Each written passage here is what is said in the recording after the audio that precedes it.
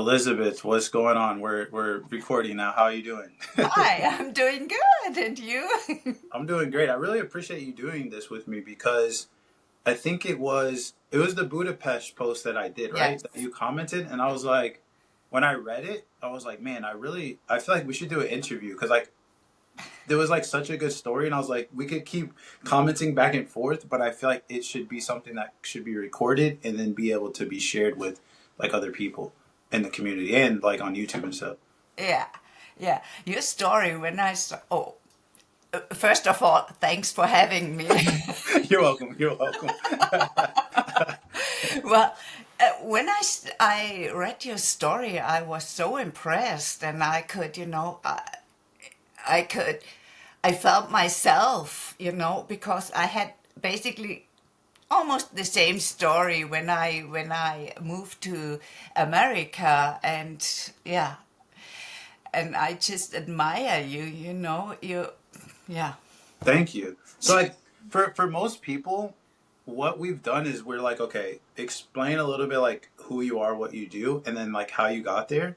okay, But given that you did the comment, I think it would be cool to just like start there because like I shared my story of how I ended up in Budapest, and basically like it was just this crazy story of like I met this lady, then I yeah, ended up in Europe, and then I met this guy, and then we ended up in yeah, so and then you said yeah, so like I remember like I think the first thing that you started off with was like you had moved to the US with your husband or something like this, like what, exactly. like can you walk us through like basically like what you said in the comment, and then we'll work from like there to like where you're at now. I think would be cool.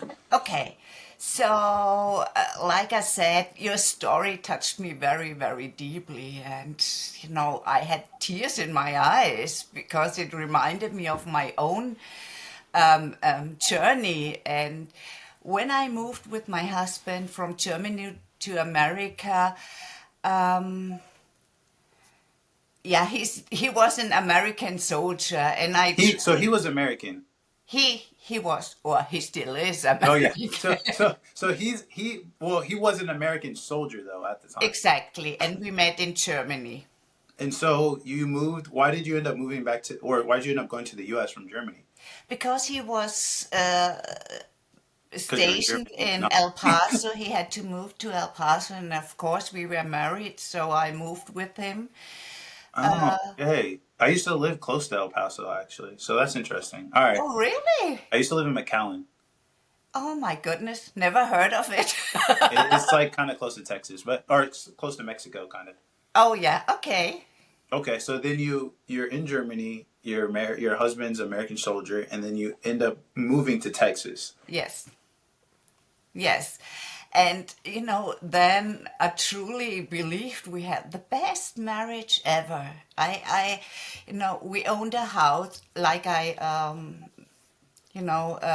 wrote in my comment. We had a house with 5 bedrooms and 5 bedrooms. five Why bedrooms. did you have 5 bedrooms? I don't know. It wasn't, my That was like the ex-husband. American dream back then. It's like just get the biggest house you can possibly afford. Just get it. Back then it was 2006 when we built the house. It was not so expensive. Okay, so just So add 5 bedrooms. Let's do it. 5 bedrooms and a three full marble bathrooms. Um, Everyone had his own bathrooms, and I had two children, or I have two children on my own. He had two children on his own. So when Oh, so they at the time you had 4 kids as well. four kids, Oh, okay, so exactly. yeah, so you needed the rooms. All right. Yes. Okay. I thought it was just you two. I'm like, you two of you in a Yeah, five-bedroom house is crazy. most of the time. Most of Okay. the time. Yeah. So yeah, it was, I lived the American dream, and my ex-husband, he didn't want me to work because he was a soldier. He earned enough money for the two of us. We couldn't afford, God, we had 3 cars, and he had 2 motor bicycles. Oh my God. What kind of Yeah. cars did you have? Huh? What cars? What kind of cars? It was, oh my goodness, a Buick. Okay. Buick. I think it was, with leather seats and everything, and yeah, but I enjoyed this life. But then one day, while I was visiting my family in Germany, because my mom, she was sick, she got diagnosed with cancer. And while I was visiting my family in Germany, I tried to call my ex-husband just to let him know that I have arrived safely. But your husband at the time. Your husband at the time. Yes, Okay. yes, yes. Um, I just wanted to let him know that I had arrived safely, and he didn't answer the phone for 3 weeks. I And couldn't this get and him this to. is what year is this? It was 2011. Okay, so you're able. Yeah, this time you're able to No, just like no, call it this. was 2000. Yes, it was 2011. Okay, so at this time you're able to like just call his cell phone directly, and he's Exactly. and he's just like not answering the phone at all. Not at all. Wow. Yeah, I was heartbroken because I didn't know what was going on. I really, really believed when I left from to visit my family, I didn't think we had a problem. Not at all. Because he told me I love you, and I told him I love you too. All the all the sweet stuff. And then he didn't answer the phone for 3 weeks. Wow. Yeah, I was really, I didn't know what was going on. My whole world crashed. And, during the time, he also cut off my access to the money. So I had to sell my jewelry in Wow. Germany. Yeah, I had to sell everything. Yeah, it was really hard. I cried a lot. I didn't know what was going on. And yeah, after 3 weeks, he finally picked up the phone only to tell me he wanted a divorce. So he called you, or you called him, and then he I finally called answered. him. I And called then, him. And finally, after 3 weeks, he got on the phone and told me he wanted a divorce. and during that 3 weeks, was he even texting you or anything? No, No, so nothing. nothing, nothing. So what were you thinking at this time? Like, were you like, is he kidnapped? Is he missing? Or what? Is he mad? Like, what were you thinking? I, I- you know, I don't know what. I couldn't think anything because no, I didn't think he was kidnapped. I just, I don't know. I can't even tell what I was thinking. It And was, so when he finally answers, how did that conversation go? of course, I asked him what is going on, and he just told me he wanted a divorce and hung up. That's it. And then I called him again after a couple of days, and I told him, just let me come home. We can talk about it. I need to know what's going on. Why do you want a divorce? Till this day, I don't know why he wanted the divorce. He never spoke to me again. Yeah, he threw me out of the house. That was really, yeah, I was heartbroken. So he just like, so he's never really communicated with you No, since then. no, Wow. no, not at all. He forced me to leave the house. And of course, I had to leave the house. I couldn't pay for the house because I was not working at all. Right. So you're in Germany with your mom, and then you end up going back to the U.S. Yes. And then when you see him, like were you able to see him or able to talk? Like what happened? No, he wasn't at home. I had to get home from the airport. So he was just like avoiding you basically, Yes, always. yes, Wow. yes. And that was the hardest part of the entire divorce, because I never knew what was going on. He didn't tell me anything. Yeah. So then what happened after that? Yeah. Then when I returned to America, like I said, he wasn't at home. After a couple of days, he came home and he threw me basically out of the house. And my daughter's ex-boyfriend, they had his family had a trailer with no electricity, no water, and of course they let me in and let me live there for a while. What were your kids saying at this time?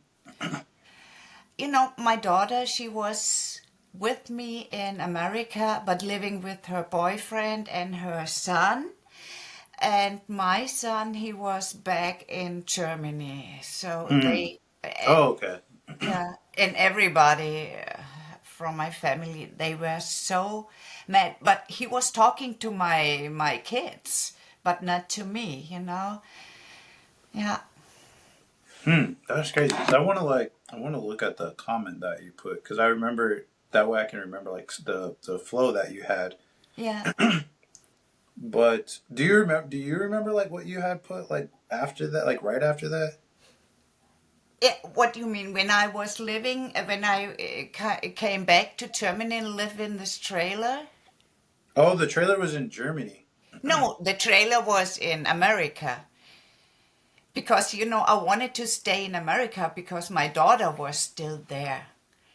Oh yeah, okay, that's what you had put, right? So you You said know, like my daughter you and my finally picked up the grandson. phone, then you came to America, then you left the house, then you had a Exactly. trailer with And no electricity, and yes. then the water pipes burst from the cold. Yeah. That's crazy. Yeah. You know, and I had no toilet. I literally had to use the bucket. Oh gosh. That is insane. And where Yeah. was this? Was in Texas. It was in Texas, and it was, you know, I was living in El Paso, and that was the coldest winter ever. Yeah, So what was like going through your mind at this time? You're like, I just went from what I thought was the best marriage ever to like this dude's. I'm not even together with this guy. He's not talking to me. I'm living in this trailer, no toilet, and now no water, and it's freaking cold outside. yeah, And you said yeah. you did that for you said like 10 months or 10 something like months. that. So like, 10. how did you manage like during that time? You know, of course, my daughter, she helped me out. She was cooking and she gave me the food, and I could wash my clothes in her house, and then I, you know, had to. My daughter, she was supporting me. My son was supporting me, and my mom and my sister and my brother, my family, they supported me. But then I I wanted I couldn't do anything for a couple of months. I couldn't do anything. I was crying the entire time. And you know, living the American dream, from living to the American dream to get into a trailer, but you know, all of this, I got such a strength out of this. And I remember there was a tree in front of the trailer. It has no leaves on it, but I got so, it was like, you know, we were connecting, and the tree gave me so much strength. And then I thought, you know, I went through so many things, through abuse, through my father, and I said, no, no one can break me. I'm stronger than that. And I was praying, dear God, you know. And then one day I remember I figured it out. I had to work. I needed money, and I don't want to live like that for the rest of my life. But I love America, and I wanted to be by my daughter and my grandson. So I had an interview as a translator, and I remember I was sitting in the corner with my cellular phone, and we had the interview, and I got hired. I was so happy. Then after I had a little bit of money, it was cold. I had no heater. You were translating German to English? Yes, Okay. yes, yeah, and then after a while I was able to buy a car and move out of the trailer into an apartment. Yeah. Man. And so then let me see, like I want to look at like what you have put. Oh yeah, so you said you lived in an apartment, then you ended up moving to North Carolina? Yes, I met a man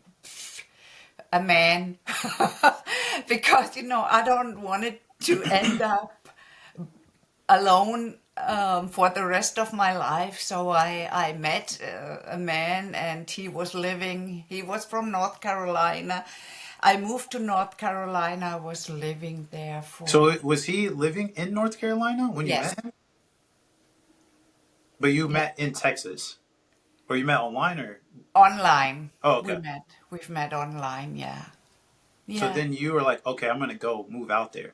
exactly. I So wanted wait, to. I have a, I don't know, maybe important question. So you're living in Texas. Did you move in with him, or did you move out there, but you live by yourself? No, I moved in with him.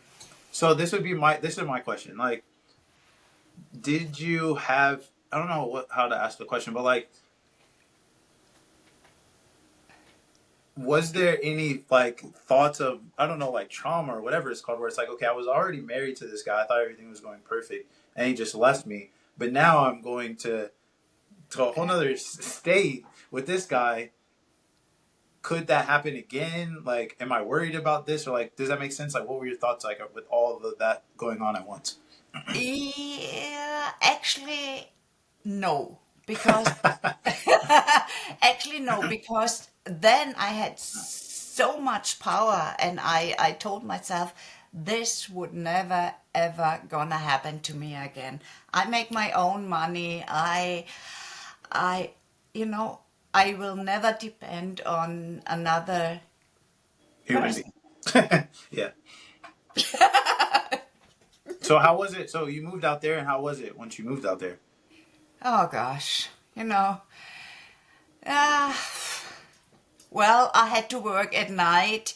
He was working during the day because I had to work at night because of the time, because of the hours.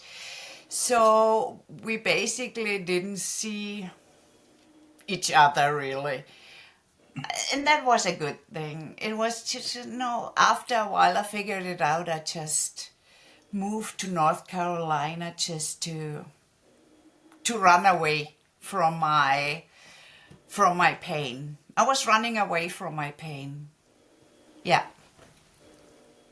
And so how did you get to the point where you're translating, you moved to North Carolina to like becoming like a entrepreneur, or like wanting to get into business? Yeah. Okay. Then I have to go back a little. Oh, okay. Okay. When I got a phone call one day from my sister, and he told me, if you want to see Mama again, you have to come back. So I decided to go back, and a friend of mine, she paid for the flight, and so I was able to see my mom. And when I came to Germany, I took care of her for 2 weeks, and then she passed. And by the time my daughter was also moving from America to Germany, and so my entire family was back in Germany. I always felt heartbroken because to me America, it was my home. So I didn't know what I wanted to do, if I wanted to stay in Germany or if I wanted to go back to America, but then I had to live. I mean, of course, I have friends over there, but family first. So then I was working in a hospital as a secretary, and I don't know if you know my story, why I have my community. I don't know it because I don't know. Do you? Explain it, but for the people that are watching this, they might not know. Okay, it's what I do is I work with sexual abused adults, and why I have this community is because of my own story. So when I was 3 years old, my dad, he abused me sexually until I was 13, and this happened at my last job too, and I thought, or I told myself again, no, nothing's gonna break me down. I have to do something. I have to do something to work with, especially women who had to go through the same. So, yeah, that's why I decided to build my own business. That's the reason why. And were you doing anything business wise before this? No, So when did you decide like, all right, I want to create like a community for this? I decided, actually, I decided, God, 6 months ago, I would say. Oh wow, okay. Yeah, So like, pretty new. what's your like vision with everything that you've gone through? Like, what's your vision with what you're trying to do? Um,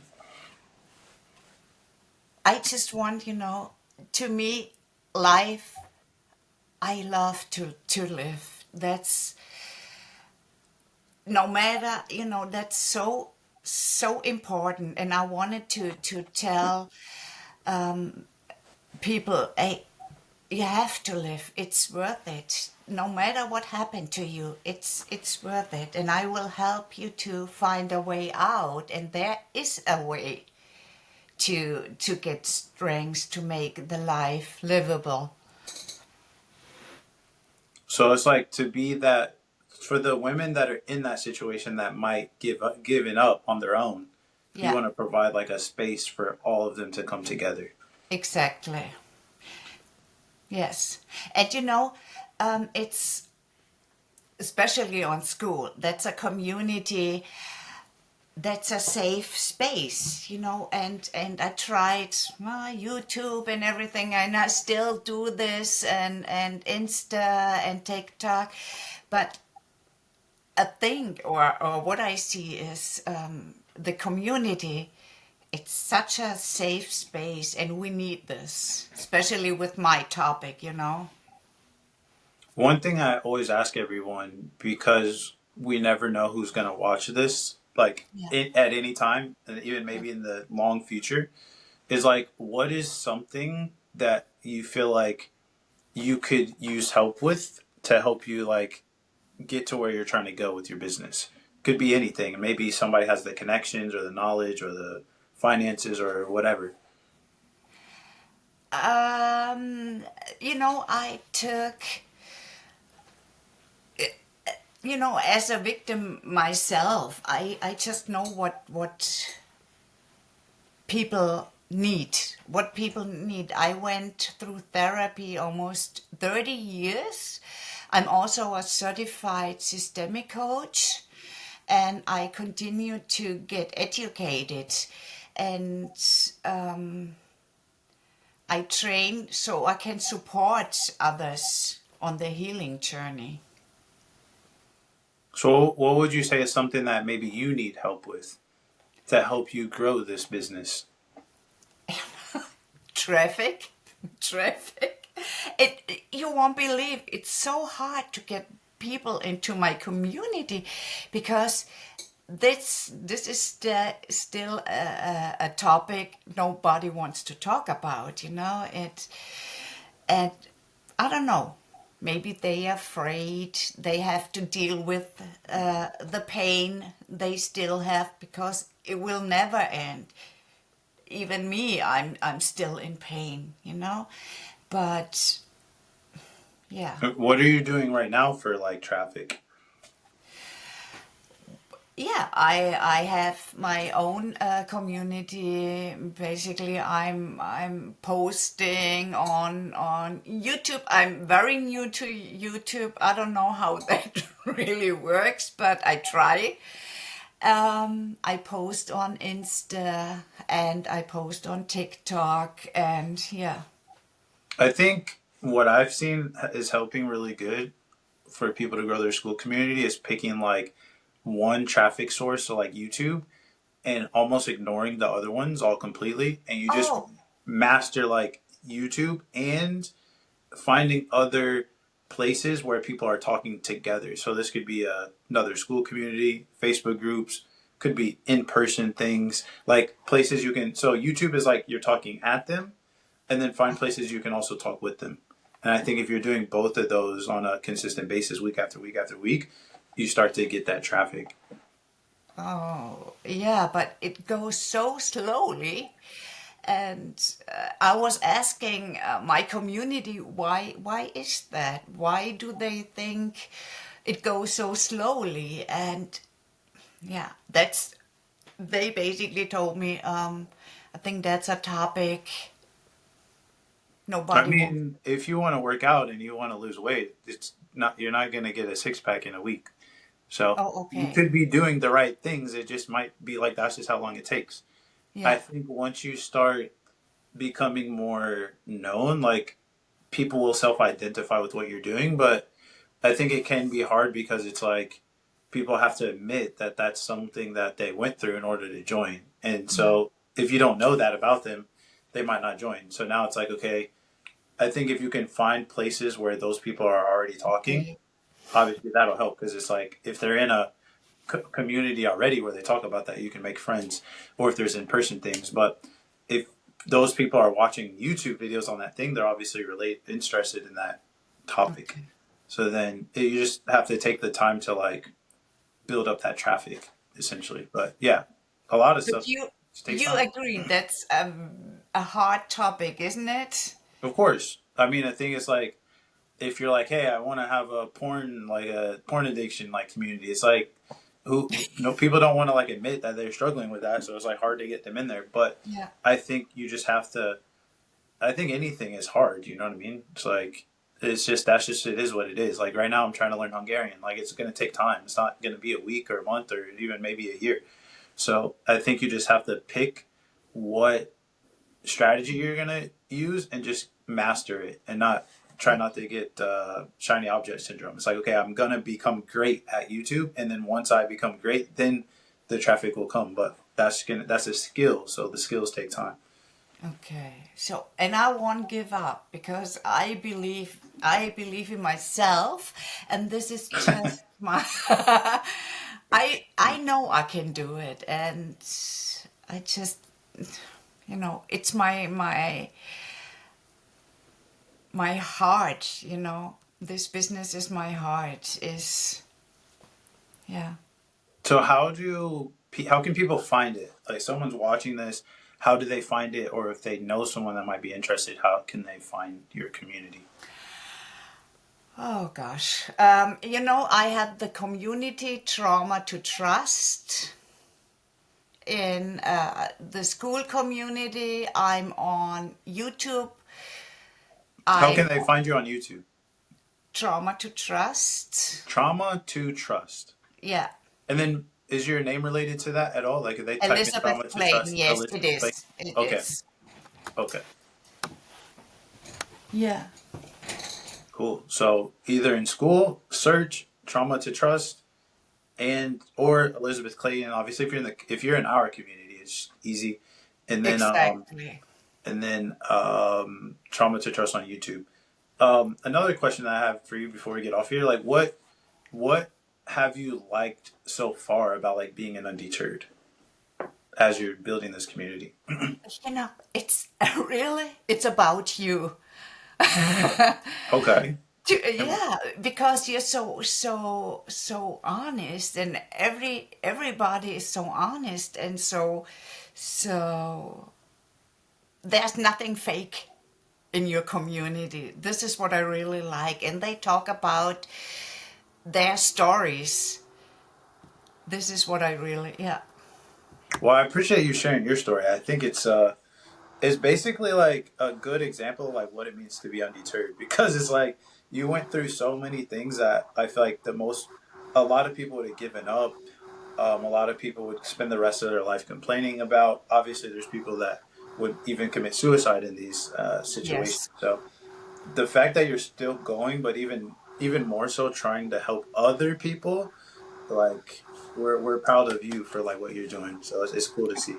Thank you so much. You're welcome. Anything else that you would like to add or share?